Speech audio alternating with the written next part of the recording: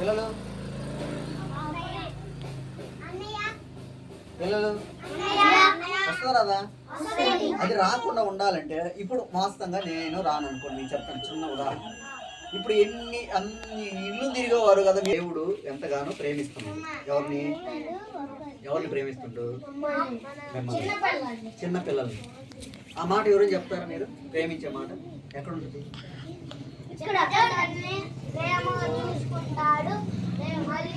సరే ఉండండి, నేను మీకు అధ్యాయం చెప్తాను. మార్కు సువార్త 10వ అధ్యాయము 14లో అక్కడ ఏమంటాడంటే, యేసు ప్రభు బోధిస్తూ ఉంటాడు. అంటే యేసు ప్రభు వాక్యం చెప్తా ఉంటాడు. వాళ్ళల్లో ఒక చిన్నవాడు లేచి యేసు దగ్గరికి వెళ్ళాలని చెప్పి వెళ్తూ ఉంటే, యేసు దగ్గరికి వెళ్తూ ఉంటే అక్కడ ఏమన్నాడంటే, యేసు అది చూసి చిన్న బిడ్డలను ఆటంకపరచవద్దు, వారి నా యొద్దకు రానియండి. అంటే అక్కడ ఎవరు ఆటంకపరిచారంటే అక్కడ ఉన్న శిష్యులు ఉన్నారు కదా, శిష్యులు ఏం చేశారు? నువ్వు యేసు ప్రభు దగ్గరికి వెళ్ళొద్దు. ఎక్కడికి వెళ్ళొద్దు? యేసు ప్రభు దగ్గరికి వెళ్ళొద్దు, అక్కడ కూకో అంటే అది చూశాడు. ఎవరు చూశాడు? యేసు ప్రభు స్వయానే. ఆ చూసినప్పుడు అక్కడ జరిగిన పిల్లలు, అక్కడ జరిగిన మరి మ్యాటర్ ఏంటి అంటే, అప్పుడు చూసి కోపడ్డాడు. ఎవరి మీద కోపడ్డాడు? ఎవరి మీద? శిష్యుల మీద కోపడ్డాడు. అప్పుడు ఏమన్నాడు తెలుసా? యేసు అది చూసి కోపపడి చిన్న బిడ్డలను నా యొద్దకు రానియండి.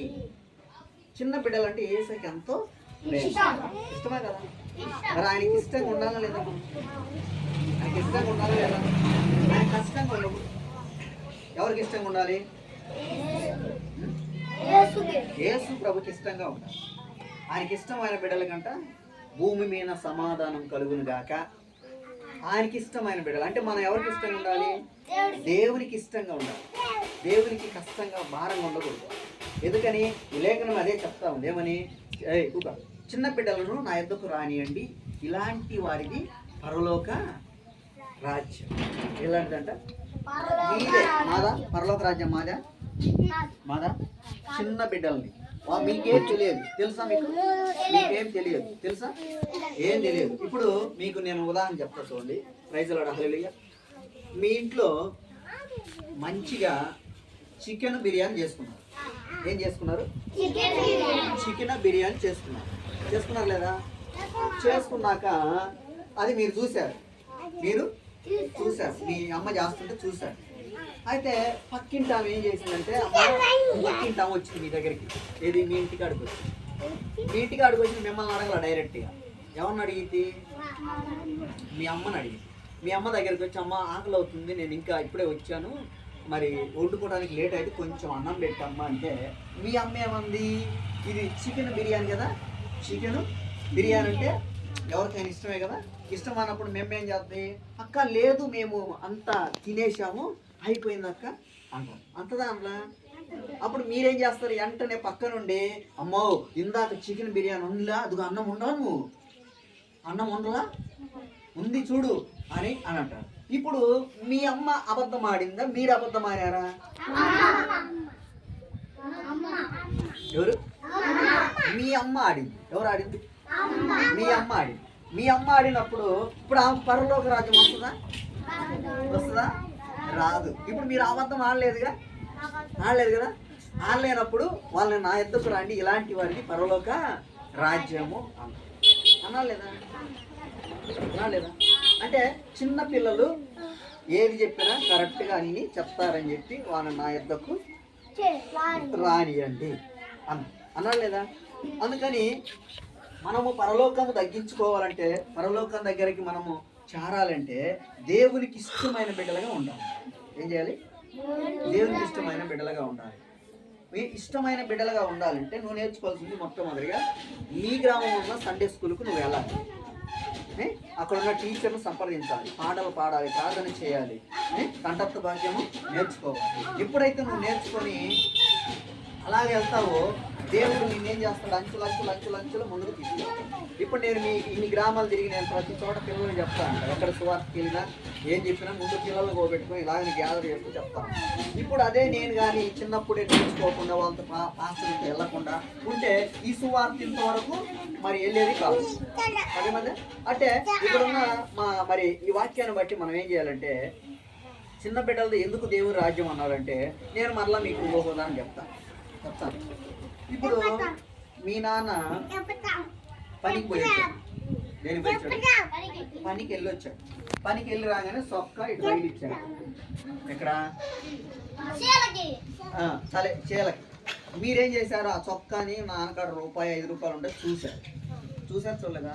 చూసారు. సరే వాటిల్లో ఏదైనా 1 రూపాయి ఉంటే కొంతమంది కొనుక్కోవడానికి నాన్న వెళ్ళి చెప్తారు. కొంతమంది పిల్లలు చెప్పరు. పిల్లలు అలా ఉండకూడదు.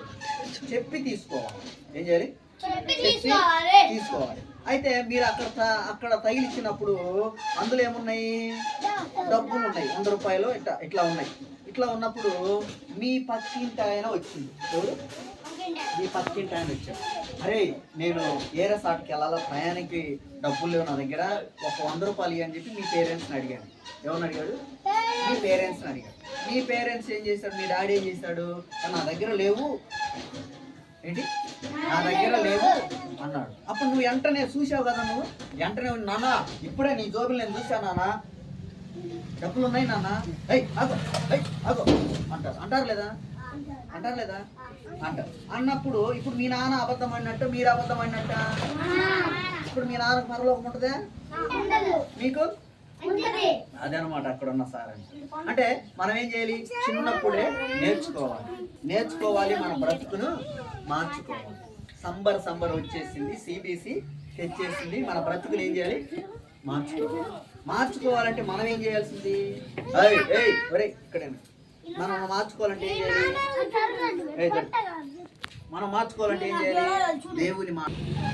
ఇక్కడ ఏముందంటే ఎఫెసీయులు పత్రిక 6వ అధ్యాయము 1 నుంచి ఏముందంటే, పిల్లలారా ప్రభు యొక్క శిక్షలో బోధలో వారిని పెంచండి. ఎక్కడ పెంచాలంటే, పిల్లలారా ప్రభు యొక్క బోధలో, ప్రభు యొక్క శిక్షలో వారిని పెంచండి. అది పెంచడం కాకుండా మీ తల్లిదండ్రులకు ఇదేదై ఉంది. ఇప్పుడు తల్లిదండ్రులు కూడా నేర్చుకున్నారు.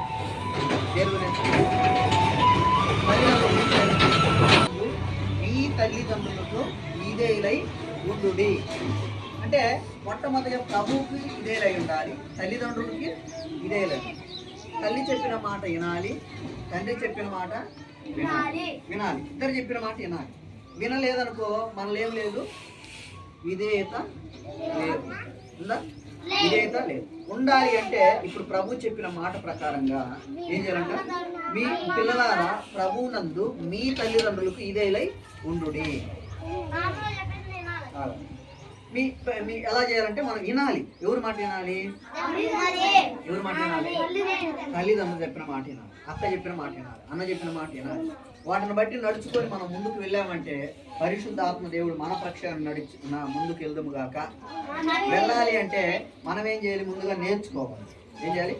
నేర్చుకోవాలి. ఇప్పటి నుంచి బూతులు తిట్టకూడదు. నేను మొదటి చేస్తాను, మీరు ఎక్కువైంది. ఇక్కడ నుంచి బూతులు తిట్టకూడదు, అబద్ధాలు ఆడకూడదు, దొంగతనాలు చేయకూడదు. ఏంటి? ఇప్పుడు ఎవరన్నా వచ్చారంటే పాస్టర్కి ఏం చెప్పాలి? వందనాలు చెప్పాలి. ఏం చెప్పాలి? చెప్తావా? వందనాలు చెప్పాలి. ఒకవేళ మీరు ఎవరన్నా బాగా ప్రార్థన చేసేవారు, పాటలు పాడే వారికి వందనాలు చెప్పవచ్చు. వారికి వందనాలు. చిన్నప్పటి నుంచి నువ్వు చెప్పావనుకో, ఇంక నీలో ఏముండదు, ఎలాంటిది ఇబ్బంది, ఎలాంటి సమస్య. ఎందుకని? నువ్వు ప్రభువుకి అప్పచెప్పావు కాబట్టి, ప్రభువుతో ఉంటున్నావు కాబట్టి, ప్రభువుతో నువ్వు జీవిస్తున్నావు కాబట్టి, ప్రభువు ప్రక్షణ ఉంటున్నావు కాబట్టి, ప్రభువు నిన్ను నడిపించును గాక. 3 చెప్పాను నేను. ఏమేం చెప్పాను? గుర్తున్న వాళ్ళు చెప్పండి. 3 చెప్పా. అది మొదటి కాదు, ఫస్ట్ ఏం చెప్పాను? ఫస్ట్